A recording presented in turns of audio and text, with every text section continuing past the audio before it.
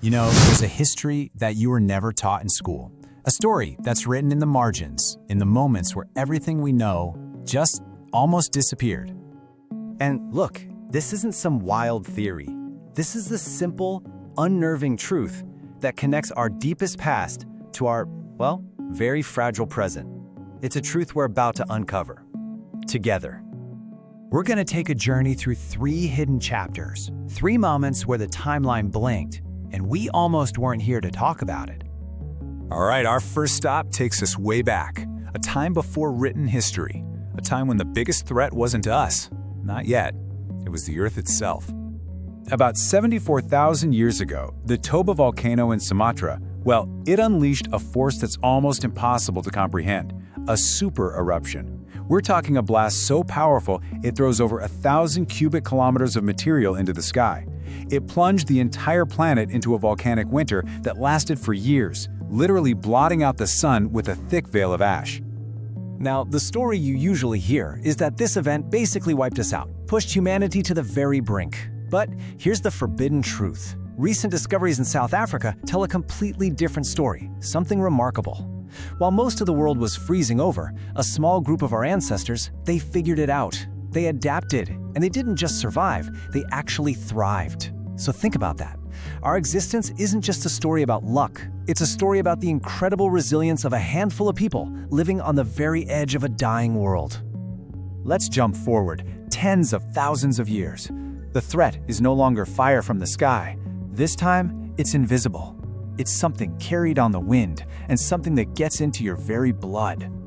It all started way out in the deserts of Asia, and it traveled silently along the very arteries of civilization, the trade routes. It was carried by rats and by the fleas on those rats, and it crept right onto merchant ships.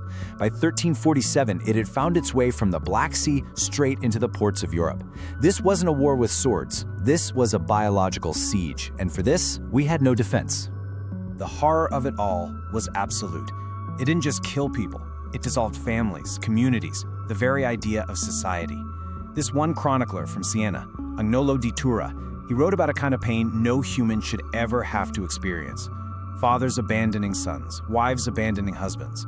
He said that in the face of the plague, charity was dead, and all hope was lost. So what was the final count? In less than 5 years, the Black Death claimed as many as 200 million lives. 1 out of every 3 people in Europe, just gone. It was a reaping of souls on a scale that we'd never seen before, and hopefully, we'll never see again. And that brings us to our time, an age of incredible, unprecedented technology, where it turns out the greatest threat to our existence is something we created ourselves. You know, the craziest part about this story is that it didn't happen at the height of Cold War paranoia. It happened after. The whole world had kind of breathed this huge sigh of relief. The Soviet Union was gone, the decades of nuclear tension, they seemed to be over. But here's the thing, the weapons were still there, and so was the mistrust. The closest we ever came to the end was at the exact moment we all thought we were finally safe. It all started with something completely innocent, a scientific rocket launched from Norway to go study the Northern Lights. But on our Russian radar screen, it looked like the beginning of an attack. Its speed, its trajectory, its size, it was a dead ringer for an American Trident missile, the kind you'd use to blind your enemy right before an all-out strike. Within just moments, Russia's entire nuclear arsenal was on full alert. And then, for the first and only time in history, the Russian president, Boris Yeltsin, activated his nuclear briefcase. For 8 agonizing minutes, the fate of the entire world rested on one decision.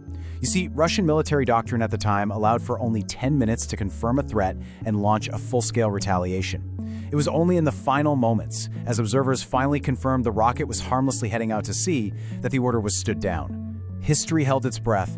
We were just 2 minutes away from a self-inflicted end. So, here we stand at the end of this journey. What ties all these moments together? A volcano, a plague, a simple misunderstanding.